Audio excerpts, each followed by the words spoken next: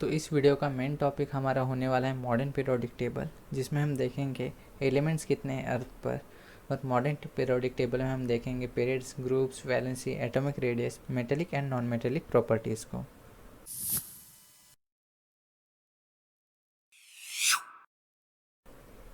तो सबसे पहले आपके सामने मॉडर्न पीरियोडिक टेबल, तो इसे हम आज समझने वाले हैं। तो ये कैसे बना, क्यों बना, तो इन कलर्स का मतलब क्या है, तो ये सब बात इस वीडियो में हम समझने वाले हैं। तो सबसे पहले जान लेते हैं एलिमेंट्स कितने हैं अर्थ पर। तो टोटल एलिमेंट्स है 118 है, जिसमें से नेचुरल 94 है और मैनमेड 24 है।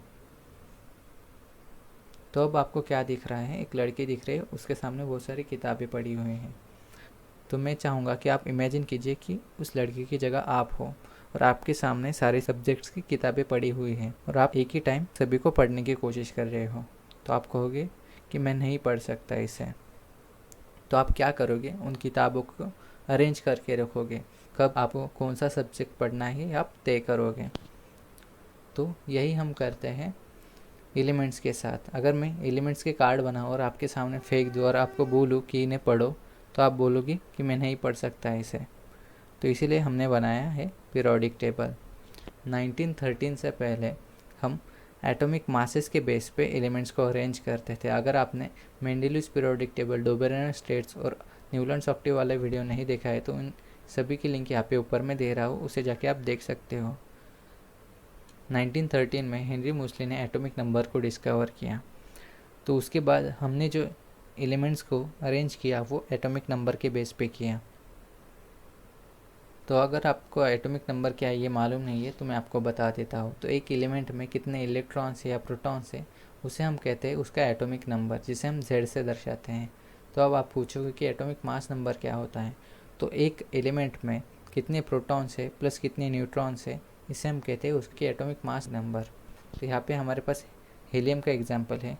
तो हीलियम में 2 प्रोटॉन्स रहते हैं, तो हम कहेंगे हीलियम का एटॉमिक नंबर है 2।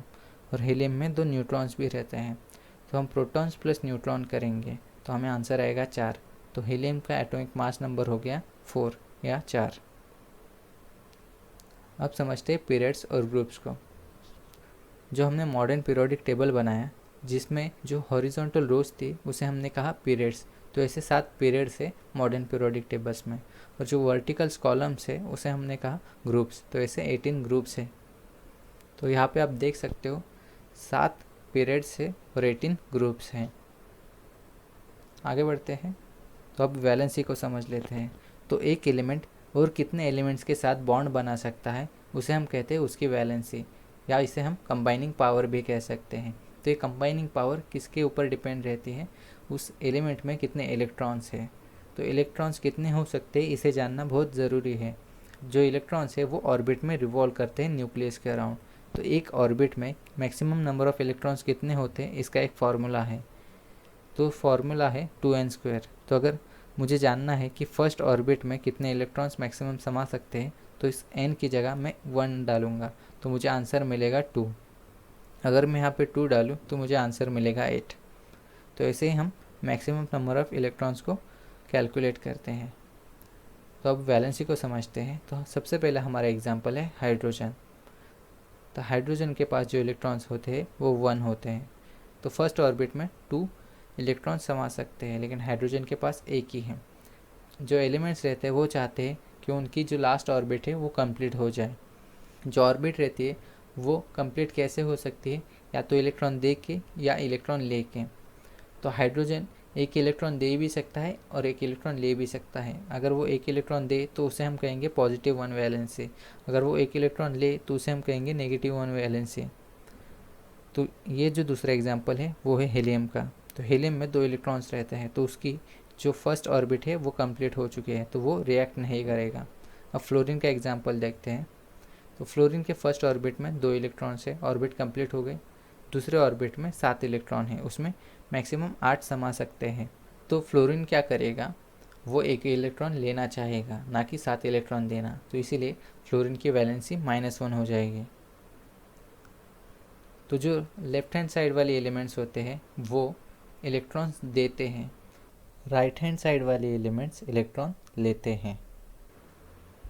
अब एटॉमिक रेडियस को समझ लेते हैं। जो न्यूक्लियस से आउटर मोस्ट शेल तक की जो डिस्टेंस रहती है उसे हम कहते हैं एटॉमिक रेडियस। तो अब पीरियोडिक टेबल्स में एटॉमिक रेडियस कहाँ से कहाँ बढ़ती है या कम होती है इसे समझते हैं। अगर हम लेफ़्ट टू राइट जाए तो एटॉमिक रेडियस डिक्रीज होती है। ऐसा क्यों होता है इसे समझते हैं। जैसे जैसे हम लेफ़्ट टू राइट जाए तो नंबर ऑफ़ इलेक्ट्रॉन्स है वो एलिमेंट्स के बढ़ते हैं, तो जो अट्रैक्शन रहता है न्यूक्लियस और इलेक्ट्रॉन्स के बीच वो बढ़ जाता है, जिसके कारण जो रेडियस है वो श्रिंक हो जाती है। अगर हम टॉप टू बॉटम जाए तो रेडियस बढ़ जाती है। क्यों? क्योंकि नए नए ऑर्बिट्स या शेल्स ऐड होते जाते हैं, जिसके कारण रेडियस बढ़ जाता है। आगे बढ़ते हैं, देखते हैं metallic and non metallic properties को। तो मेटेलिक प्रॉपर्टी क्या होती हैं? जो एलिमेंट्स अपने इलेक्ट्रॉन्स दे देते हैं, आसानी से लूज़ करते हैं, उसे हम कहते हैं मेटेलिक प्रॉपर्टीज़। और नॉन मेटेलिक प्रॉपर्टी क्या होती है? जो एलिमेंट्स इलेक्ट्रॉन लेना चाहते हैं उसे हम कहते हैं नॉन मेटेलिक प्रॉपर्टी। तो मेटल्स कौन कौन से हैं? सोडियम, आयरन और लिथियम, ये कुछ एग्जांपल्स मैंने दिए हैं। और नॉन मेटल्स कौन कौन से हैं? Oxygen, carbon, nitrogen. तो आप पीरियोडिक टेबल में मेटल्स और नॉन मेटल्स को कैसे पहचानोगे?